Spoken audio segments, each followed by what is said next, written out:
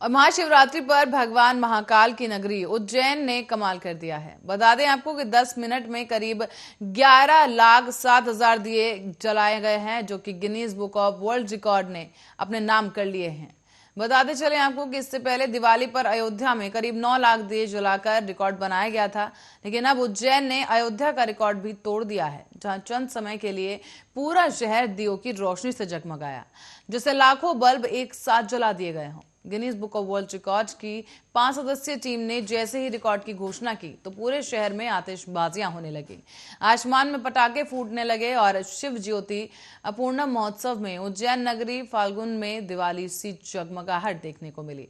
मुख्यमंत्री शिवराज सिंह चौहान ने अपनी पत्नी साधना सिंह के साथ करीब 11 दीपक जलाकर इसका शुभारंभ किया था। इसके बाद सायरन बजाते ही 14,000 स्वयं सेवक दियों को जलाने में जुट गए और इसके अलावा लोगों ने घर घर और अपनी प्रतिष्ठानों पर भी दिवाली की तरह ही दीपक जलाए। दावा यह है कि उज्जैन शहर में 21 लाख दिए जलाए गए हैं। यहां पर 5 ड्रोन से निगरानी भी की गई और भस्म आरती में सबसे पहले भगवान महाकाल को पंडे पुजारियों ने जल चढ़ाया। इसके बाद पंचामृत अभिषेक किया। पूजन में दूध, दही, घी, शक्कर और फलों के रस से अभिषेक किया गया। भांग से अद्भुत श्रृंगार किया गया था और सुबह 5:30 बजे से आम भक्तों ने दर्शन करने शुरू किए। ऐसे में 12 ज्योतिर्लिंगों में से एक उज्जैन का महाकाल मंदिर दक्षिण मुखी है। साथ ही भस्म आरती की परंपरा के चलते इसका महत्व अत्यधिक बढ़ जाता है। देश भर से श्रद्धालु उज्जैन पहुंचे और देर रात 2 बजे से ही मंदिर के बाहर लाइन लगनी शुरू हो गई थी। अब 2 मार्च की रात को शयन आरती के बाद पट बंद किए जाएंगे।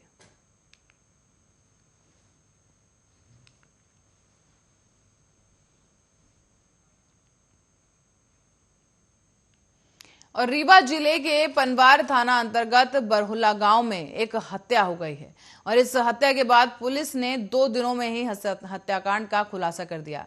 मृतक की पत्नी का जीजा ही आखिर कातिल निकला। बता दें आपको कि कोरोना की दूसरी लहर में आरोपी की पत्नी की मौत हो गई है, जहां ससुराल वालों की मर्जी से बच्चों की परवरिश के लिए 7 महीने तक साली को अहमदाबाद में रखा गया। इसी बीच दोनों की नजदीकियां बढ़ गईं और घर वालों ने 7 महीने गुजर जाने के बाद साली को गांव बुलवाया। साली के प्यार में पड़ा जीजा रोजाना अहमदाबाद ले जाने के बहाने खोज रहा था।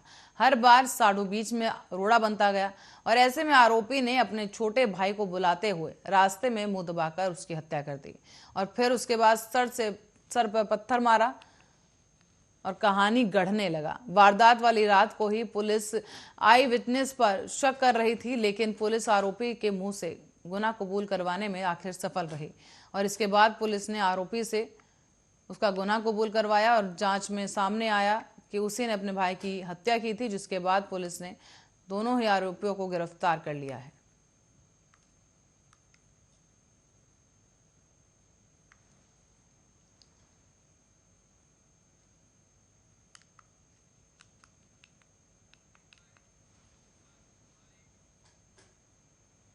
खबर मुरैना से है, जहां मुरैना के अंबाह जेल में कैदियों से अवैध वसूली की जाती है।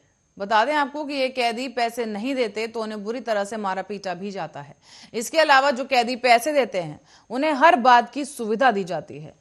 हर सुविधा के अलग अलग रेट तय किए गए हैं और अच्छे खाने के रेट अगर आपको बताएं तो आपको बताते चलें कि सभी के रेट अलग हैं। अच्छे खाने के अलग, चाय के अलग और मोबाइल पर बात करने की सुविधा भी अलग रेट में तय की जाती है। साथ ही यहाँ मारपीट से बचने के लिए भी 10,000 रुपए देने होते हैं। इसके अलावा फूली रोटी के 500 रुपए दिए जाते हैं। चाय और छौंका दाल के हजार रुपए देने पड़ते हैं। रुपए नहीं देने पर उबली दाल और कच्ची रोटी मिलती है। जेल से छूटे कैदी लला तोमर निवासी फुटपुरा की तरफ से बात का खुलासा किया गया, जहां उसने बताया है कि वो अंबाह जेल में बंद था और जेल में पदस्थ निरुद्ध नरवरिया और प्रहारी रामशंकर जैसे तमाम लोगों के उसने नाम सामने बताया और कहा कि उसके साथ कई बार शारीरिक रूप से प्रताड़ित भी उसे किया गया और उससे 10,000 रुपए इन्वर्टर लगवाने के लिए मांगे गए। जब उसने असमर्थता जताई तो उसके साथ मारपीट की गई। अंत में उसके परिजन बाजार से इन्वर्टर खरीदकर जेल में देने पहुंचे। इस बात की पक्की रसीद भी उसने दिखाई और उसके बाद 10,000 रुपए उससे मांगे गए। जब उसने देने से मना कर दिया तो फिर उसके साथ मारपीट की गई। अंत में मारपीट से घबराकर उसने 10,000 रुपए जेलर के खाते में ट्रांसफर कर दिए। इसकी रसीद भी उसके पास है। साथ ही उसने बताया कि जेल में पैसे देने पर कैदियों को हर सुविधा मुहैया कराई जाती है। ये सुविधा जेलर और उसके उपरोक्त साथी प्रहरियों द्वारा करवाई जाती है। जेल में अच्छी सब्जी खाने के 1,000 रुपए लगते हैं, चाय के 1,000 रुपए और मोबाइल चलाने के लिए भी रुपए देने होते हैं। यहाँ 5 कैदियों के पास मोबाइल है, जिसने वहां और अन्य कैदियों अपने परिजनों के साथ या दोस्तों के साथ वहां पर बात कर सकते हैं। जेल से ही ये लोग अपने अपराध की दुनिया का नेटवर्क भी चलाते हैं।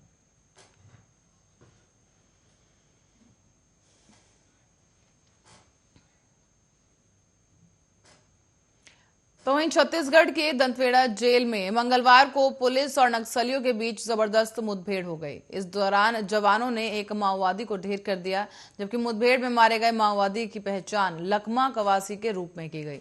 ये नक्सलियों को सबसे मजबूत दरभंगा डिवीजन कमेटी के प्लाटून नंबर 31 का सदस्य था, जो कि इस पर 3 लाख रुपए का इनाम भी घोषित किया गया था। मौके से जवानों ने हथियार समेत भारी मात्रा में विस्फोटक भी बरामद कर लिए हैं।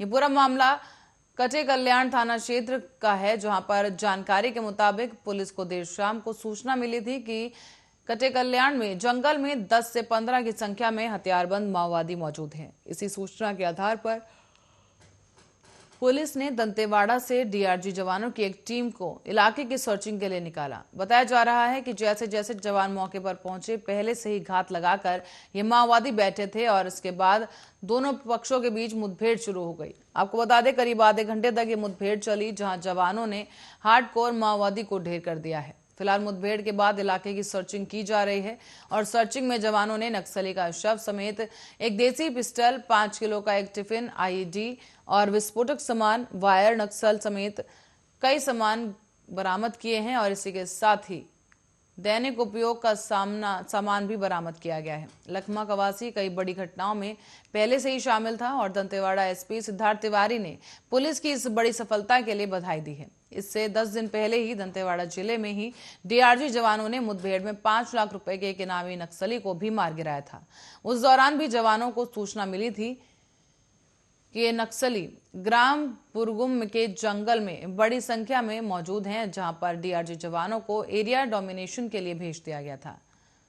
सर्चिंग के दौरान खबर को सही पाया गया और इसके बाद माओवादियों के साथ मुठभेड़ हो गई। इस दौरान पुलिस ने नामी जो माओवादी हैं उन्हें ढेर कर दिया।